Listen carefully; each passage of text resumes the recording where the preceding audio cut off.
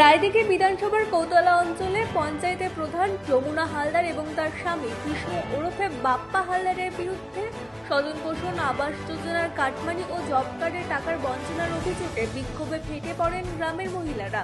আজ সকালে প্রধানের বাড়ির সামনে জড়ো হন গ্রামবাসীরা, বিশেষ করে মহিলারা। তাদের অভিযোগ, আবাস যোজনা ঘরের প্রথম কিস্তির 60,000 টাকা অ্যাকাউন্টে ঢুকতেই প্রধানের পক্ষ থেকে 5,000 টাকা কাটমানি নেওয়া হয়েছে। পাশাপাশি জব কার্ড কাজ করেও বহু শ্রমিক এখনো পর্যন্ত প্রাপ্য মজুরি পাননি। বিক্ষোভ ক্রমশ উত্তপ্ত হলে প্রধানের বাড়ির ভেতরে ঢোকার চেষ্টা করেন আন্দোলনকারীরা। পরিস্থিতি সামাল দিতে এলাকায় মোতায়েন করা হলো বিশাল পুলিশ বাহিনী। পুলিশি বাধার মুখে শেষ পর্যন্ত পিছু হটেন বিক্ষোভকারীরা। ঘটনাকে কেন্দ্র করে কৌতলা এলাকায় চরম উত্তেজনা ছড়ায়।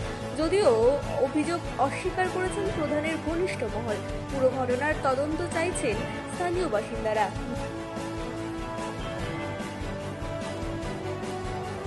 বিক্ষোভ দেখাচ্ছেন প্রধানের বাড়ি থেকে? প্রধানের বাড়িতে বিক্ষোভ দেখাচ্ছে। যাদের ঘর দেওয়ার কথা ছিল তাদেরকে ঘর দেয়নি, আর যাদের ঘর দিয়েছে তাদের ওই 500 টাকা করে আর নিজে একা 3টে ঘর নিয়েছে। উনি নিয়েছে, ওনার বাবা ভাইদের নামে নিয়েছে 3টে ঘর, কিন্তু পাশে যাদের ঘর পড়ে আছে গরিব লোকেদের দেয়নি, মাটির ঘর সব তাদের দেয়নি। আর 10 লাখ টাকা যেটা এসছে বিজয় থেকে পাস করে লাইটের জন্য একটাও তো কাজ হয়নি। যাদের কলের প্রয়োজন নেই তাদের কল দিয়েছে, যাদের কলের প্রয়োজন তাদের কল দেয়নি। টাকা নিয়েছে, তার নাম সংকীর্তন হালদার, সে মোদার হাতে টাকা দিয়েছে, সে ওই করছে। তারপরে আমাদের জব কার্ডে ফটো তুলতে গিয়েছি, করলেও সেইখান থেকে আমাদের জব কার্ডও দিল না। আজকে করতেছে ওই জব কার্ড গুলো বলছে জব কার্ড তৈরি হয়ে গিয়েছে, কিন্তু জব কার্ড দিচ্ছে না। সেই জন্য আমরা বলতে এসেছি বলে আমাদের মারধর করা। আপনার নাম? আমার নাম শিখা মন্ডল। আমার প্রবলেম হচ্ছে, আমার বাড়ি থেকে ওই টাকা দিয়েছে, টাকা দেওয়ার পরে আমি তো ওই সংকীর্তন বলে আমি ছিল শিখেছি। আলি কে পাঠিয়েছে? বলে বাপ্পা পাঠিয়েছে। আলি বাপ্পা পাঠিয়েছে কেন? বল না তোমার টাকা ঢুকেছে। আর টাকা ঢুকেছে ভালো, যে টাকাটা তুললে আমি তোমার টাকা দিয়ে দেবো। বলে না, এক্ষুনি দিতে হবে। কি জন্য টাকা কি জন্য দেবো? আমি তো বলছি যখন ঘর করবো টাকা তুলে তখন দেবো। বললো না। তা বাড়িতে দুইজনে আলোচনা করলাম, বলে এই নিয়ে অসুবিধা করে লাভ নেই, যাই হোক 5,000 টাকা দিয়ে দিই বলে আমি এক কদিন পরে বাপ্পার দোকানে গিয়ে যাতে 5,000 টাকা দিই। বাপ্পা হচ্ছে প্রধানের স্বামী। ওই ঘরের জন্য টাকা চেয়েছে, আমি বলেছি টাকা দিয়েছে, আমি টাকা দিয়ে দেবো, তোরা দেরি করে, আমি যখন টাকা তুলবো আমি টাকা দিয়ে দেবো। বললো না, ওটা যাই না, সবাই টাকা দিয়ে তোমার টাকা দিয়ে আসতে বলে আমি আপনার ঘর হয়েছে?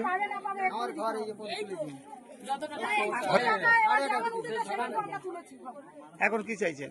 এখন চাইছি আমাদের ওই টাকাটা, যে টাকাটা নিয়েছে ওই টাকাটা ফেরত দেবে। ওপরন্ত আমাদের বলেছে, উৎসাহ দিয়েছে যে আমাদের ঘর দেবে, সেই ঘরটা আমাদের চাই। এখন আপনার নাম? টাকা ফিরে আমাদের ঢুকাতে হবে। আমার নাম দীপঙ্কর গান। দেখাচ্ছেন কেন?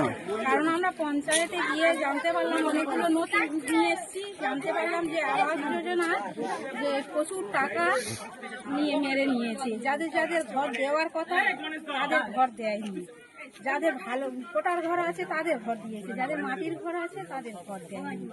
আবার সেই প্রত্যেকের কাছ থেকে 5,000 করে টাকা নিয়েছে। কে নিয়েছে টাকা? প্রধান নিজে নিয়েছে। প্রধানের নাম কি? যমুনা হালদার। কিভাবে জানতে পারলেন আপনারা? ওই তো বললাম, পঞ্চায়েতে গিয়ে আমরা সেই কাগজপত্র দেখেছি, এবং যাদের কাছ থেকে নিয়েছে তারাই বলছে যে আমাদের কাছ থেকে 5,000 টাকা করে নিয়েছি। সেই হিসাবে আপনার কাছে টাকা নিয়েছে?